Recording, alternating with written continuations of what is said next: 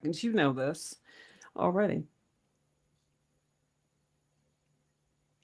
Hi, I'm Karen Morgan, and I'm an executive council member with AARP Maryland. And this is Protect Week, where AARP Maryland and our partners shine a spotlight on the scourge of elder financial fraud, exploitation, and the serious problems that can be caused when criminals engage in this activity.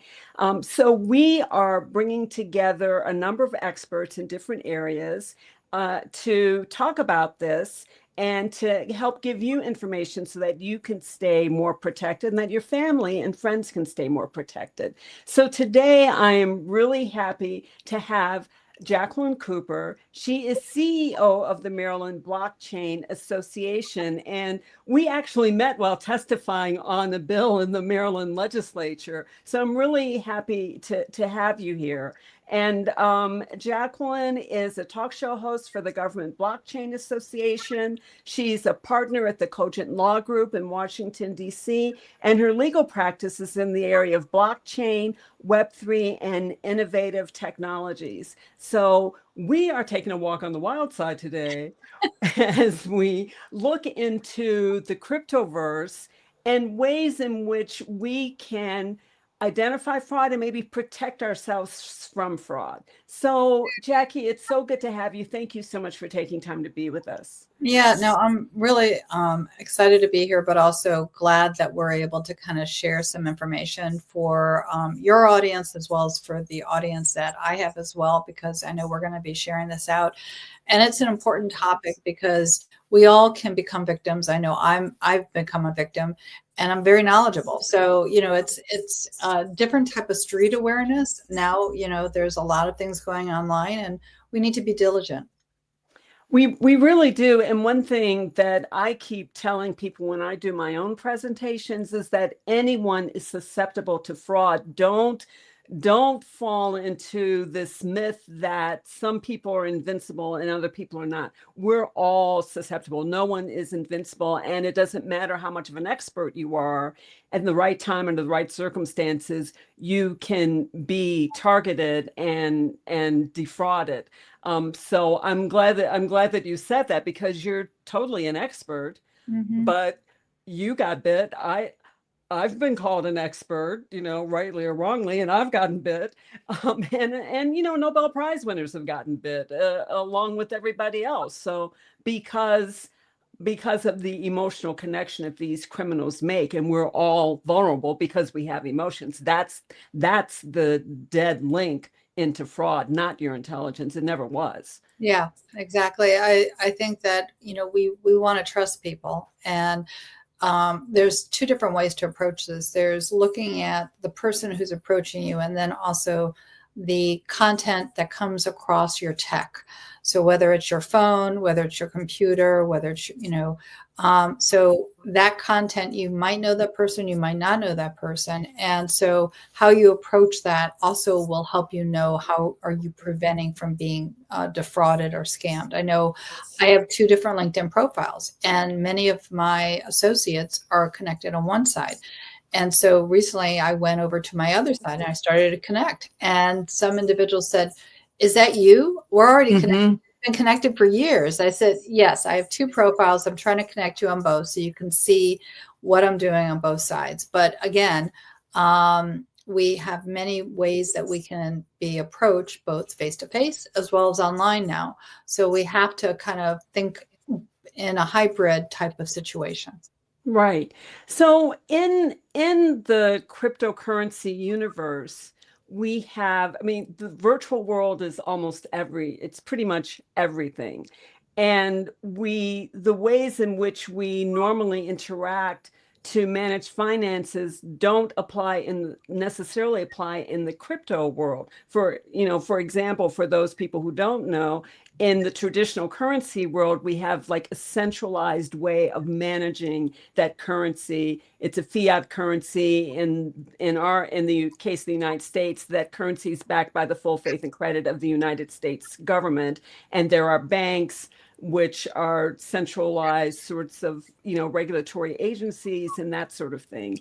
In the crypto world, we have decentralized ways of managing things. We have wallets. We don't have bank accounts. We have wallets. And there are ways in which we can manage those to acquire assets and to distribute them if we want. So, if you are new to the world of cryptocurrency, and in this interview, we're not going to get into what are the ins and outs of crypto or what is the best, coin to invest in. What we want to focus on is what, if you are new to the cryptocurrency world, but you're interested, what are the first steps that you should be taking to secure your digital wallet? So I'm going to break it down even farther, because again, the innovative tech is changing. I've been in the blockchain space 10 years and created the Maryland Blockchain Association along with the Blockchain Legal Institute as resources for people. So you mentioned the idea of centralized versus decentralized. So I want to clarify, and then we'll talk about the wallet side. So there are centralized exchanges, and there are also decentralized exchanges. The centralized exchanges that people might be familiar with are Coinbase, but there are others that are as well. So Okay. really what we need to think about is within these centralized exchanges, those are like banks now. They might not Huh. they might not be providing the same insurance if something happens, but they do have certain legal requirements now that have been put in place because of regulations that have been passed. So if you are navigating a centralized exchange, that's totally different than a decentralized exchange. It's not that a decentralized exchange should not follow the same rules. However, they might not have the same oversight because people might not know that they even exist. So just because we are in what I'll call a decentralized community, which means that you might not walk down the street and find these entities. So unless someone says, "Oh, have you heard about this?" or "Have you heard about that?" you might not stumble on it. Mm-hmm. So with some of these centralized exchanges, they're doing more advertising, so you kind of hear about them. Going back to the wallet, there's all different types of wallets, and you can have a wallet on a centralized exchange, or you can have a wallet that sort of is like on a decentralized exchange, or what I'll call floating. Um, and so from a protection, since we're talking about Protect Week, from a protection perspective, if you are thinking about owning or investing or buying crypto, then you have to decide, okay, where am I purchasing it? And at that point, if you're purchasing it, and I'm not saying that a centralized exchange is safer than a decentralized exchange because everything can fail, Mm-hmm. um, then you need to think about, okay, where am I purchasing it? And then at that point, um, am I keeping the token on the exchange, or am I moving it where I have more control? So there's different layers that someone who's taking those steps need to think about. The one thing I will say that I did not learn until as I kind of was educating myself more and creating the library of resources for the Blockchain Legal Institute, just because a token is on an exchange does not mean that it has liquidity behind it. It simply means that it was able to pay for the spot to be there. So Oh, that's interesting. I don't think that's clear at all to many of no, those who are crypto curious. it, Curious. it won't be. It won't be. So, because exchanges are businesses. So they're going to choose which ones to list and which ones not. Now, some they might want to list simply because of the volume of trading that's happening, and it will bring people over to them. So they might decide, just like if a membership is given in an organization complimentary because you want those followers from that other organization to come over to you. So there's a lot of business reasons why things happen. And for everyone who's listening, remember, this is a business. People who are creating these tokens are not doing it out. There are tokens, some tokens that are for the goodness of projects. Mm-hmm. And their motive and their intent is really to create funds to help different things like that. But most of these tokens, it's a business venture. So think of it like that. Interesting. Here's one thing that I'm wondering. I mean, one of the big concerns that our audience has, especially in the fraud space, has to do with artificial intelligence and its role in, sort of exaggerating the impact of fraud. But one thing that I'm wondering is, in the virtual currency space, are there ways to use artificial intelligence to protect your virtual currency wallet or whatever you're using to contain your assets from fraud? It's a really interesting question. I know that I'm going to a lot of conferences right now, and there's a lot of developers who are creating some very innovative tech within the artificial intelligence space and also overlapping into the blockchain space. So also, I think it's important for those listening to understand that blockchain is the technology that underlies a lot of business use applications. One of those uses happens to be cryptocurrency, but that's only one use. And you can actually have an internal business token that's not sold on an exchange, but simply is like a reward point thing, like for airlines, they can have, it's similar to that. But in terms of answering your question about artificial intelligence protecting the wallet and your assets from fraud, I don't know of anything existing yet. I think the biggest protection that you can is if you happen to own assets, whether it's NFTs, crypto, or other digital assets, is to look into cold wallets, to look at how do you move your assets offline so that way it is not visible to someone who is online, and that way you can then control those assets. And the thing that you have to remember is if you move it offline, again, remembering how do you gain access to it. So Right. That's what I was thinking. And how do you get access to it once it's offline? well, it will be like, without giving the name of any company, sometimes it's like a little portable device that you move it to, and then you put it back into your computer and you'll be able to see it. So it is visible, but you want to make sure you don't lose it. You don't want to lose your cold wallet. You don't want to lose your seed words or the passwords for your wallet. And there are many different vendors that have the seed words where you can actually put them onto metal. So that way, there's a lot of different storage devices for the seed words. So again, there are ways that you can access your wallet back, but fraud will happen or could happen if everything stays online. And that means that someone will be able to hack or access your information if there's not proper security around it. And what would be proper security beside the master password into your wallet? Are there other, can you use biometrics? Can you use two-factor authentication? So I would not ever use, you could use biometrics. I don't recommend that. The reason why I don't recommend that is like I have a daughter and she's 27 or maybe 28 now. And which one is it? She's only your daughter, but her birthday's coming up. So it depends on what she says. But the thing is that if you use biometrics and you're not around, she's not going to be able to use my thumbprint, my face. And sometimes those biometrics don't work. If you've ever had to kind of upload your passport and then have your face as a double, sometimes my camera on my computer is not the same as the camera on my iPad. And I've gotten frustrated many times. I keep thinking, I haven't changed. Why are you saying it's not me? So biometrics, even though it feels like it's safety from a security perspective, it actually can be a barrier if you end up needing access to your funds or your assets. So I usually recommend don't use the biometrics.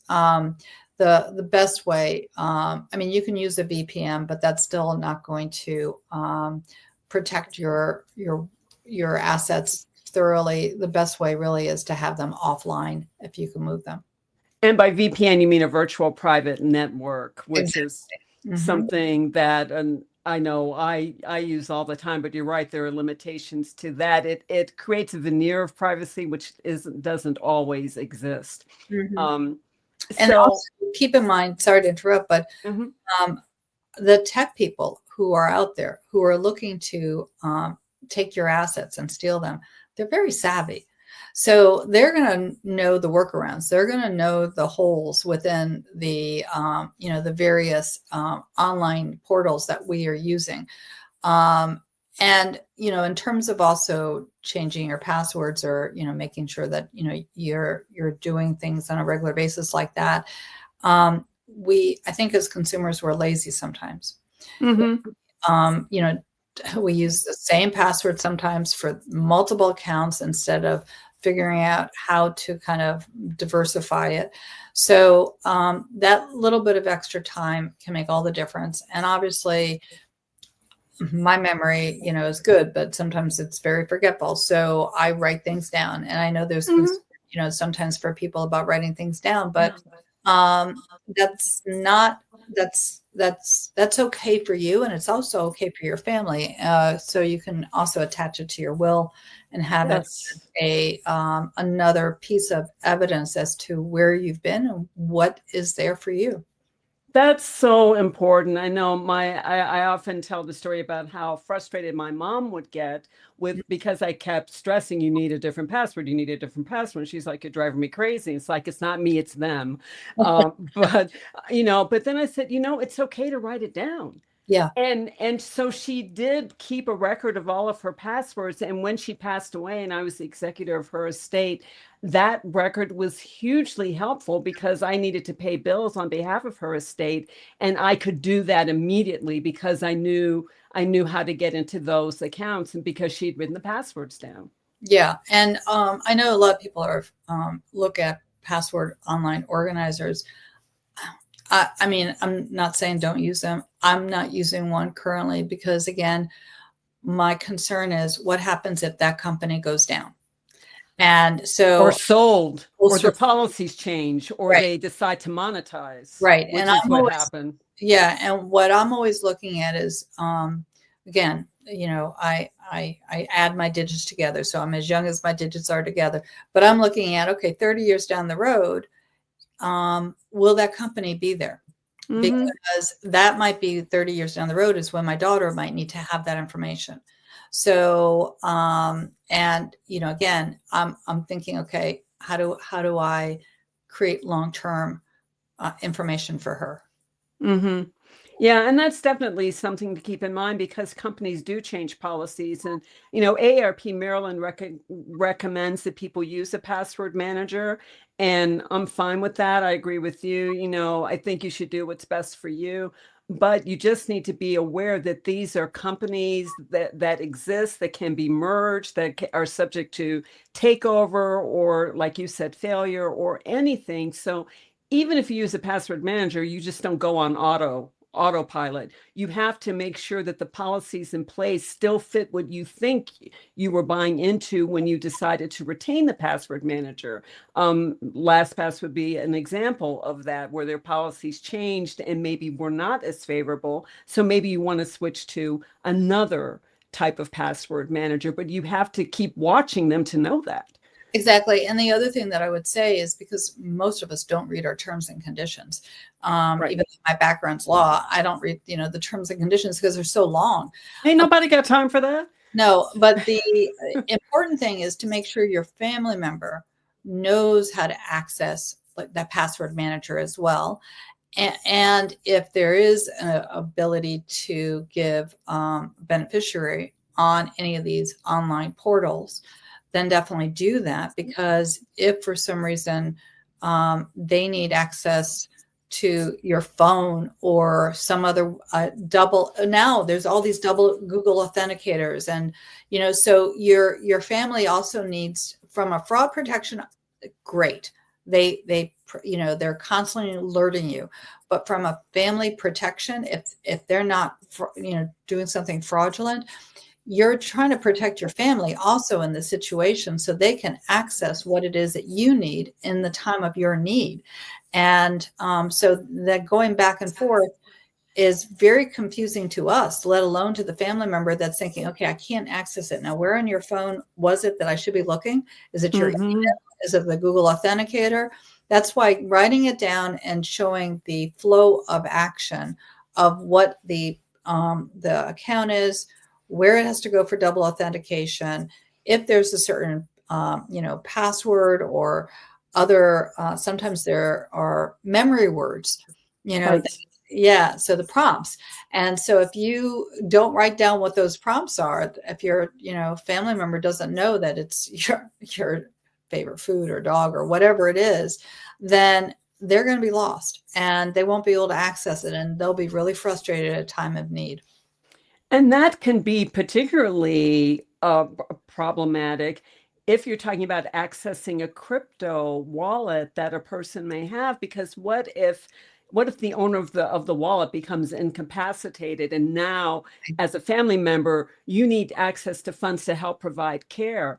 If that wallet's offline, then what happens? Well, you'll be able to put it back online with the cold wallet companies, and they have a website, and then you'll be able to see it. And they usually will have tech help. But even with the tech help, they might ask you for some security words, and they might be very cautious about helping you. But the second thing that you have to know if you do own crypto and you're sharing it with your family is that the crypto has to be converted into USD or your fiat in order to help you, unless your hospital or other service provider accepts the crypto. So you still have one more step to go. Maybe you access the wallet, but you still have to figure out, okay, how do I get it back to the bank account so I can actually use it? Otherwise, it's just sitting there online and you can see it, but you have no access to it. So if you are in a decentralized wallet versus a centralized wallet, there's a whole, series of steps and things that you need to be thinking about. So again, these are questions. It's really exciting to get into the space, but you really have to think through, one, how do you protect your assets? How do you move your assets? How do you share with your family those assets? And thinking through not just the investment side, and you also have to be willing to lose your assets because of the fact, that the market goes up and down. But again, it's during that emergency time that you realize that, or your family member realizes there's a gap of knowledge. So, we talk about Protect Week. It's definitely protecting against fraud and the scammers, but it's also protecting your family so that way they have the ability to support you as well. Very, very interesting. So here's one question as we wrap up, as we get towards the end of our time. One thing that I'm wondering too, in the traditional currency world, like say with the bank account, that bank accounts are protected by the Federal Deposit Insurance Corporation. Each account is protected to a maximum of $250,000. So that going in. But in the virtual currency world, is there something similar to that, maybe on the centralized side, some sort of insurance that you can buy to protect your wallet from market fluctuations or from loss? Or am I just, am I just like in a unicorn world? So there is no insurance that will protect you from market. There is some business insurance that exists, but it's not to protect the consumer. And again, the insurance industry is definitely looking at this area, but at the moment, from what I know, there doesn't exist any safeguards from the insurance side. Unlike now again, that might be changing. Regulation changes so fast. But as far as I know, there is nothing that exists at the moment. Wow. Okay. Well, thank you so much. I mean, this has been so interesting because I think our audience can tell from what you've stated. This is not for the faint of heart. It can be complex. There are lots of things that you need to learn to educate yourself about if you decide that you're going to invest or keep assets in virtual currency. And I mean, there are gains, but there can also be a lot of, pitfalls too. You just have to be careful and do your research. And I'm thinking that the Maryland Blockchain Association might be a good place to get started. Yeah, no, I appreciate that. We are definitely a good place to get started. I created the association to provide resources for those that have questions. And again, there are a lot of individuals who are within Maryland that are using blockchain as a technology to help with supply chain and not just the crypto side, but on the crypto side, we do have a lot of people in Maryland who have bought cryptocurrency. And, so someone in your family probably owns crypto. So if someone in your family owns crypto, then that means there needs to be a family discussion about who, how, when, and why, and how is it going to be transferred? How is it going to be protected? It's an information flow. And it's not to say that, the son needs to always give it to the parents, but if something happens to the son or the daughter, again, in my case, daughter, you need to know that, the parents need to know how do they access it to help. So this is a family conversation with new financial literacy that is now in our century. I like that term, new financial literacy, because it's almost like learning a different language. Mm-hmm. Really. It has a different vocabulary, and again, it will get simpler. Access to this currency will get simpler, but the technology has changed over time. It's definitely gotten easier, but there's still roadblocks for mass adoption, and really maybe it shouldn't be mass adopted yet because there's still a lot to learn and a lot to safeguards to put in place. Right. And that's exactly why we're having this conversation today. What a segue, right? Um, that's why we're having this conversation today as part of Protect Week, because we know that members of our audience are interested in cryptocurrency and they're asking their investment advisors about it, but they're also concerned about fraud. Mm-hmm. And so there are things that people need to be aware of, steps that they need to take to make sure that their account stays safe, no matter what world they're in, the traditional world, the physical world, or the crypto world.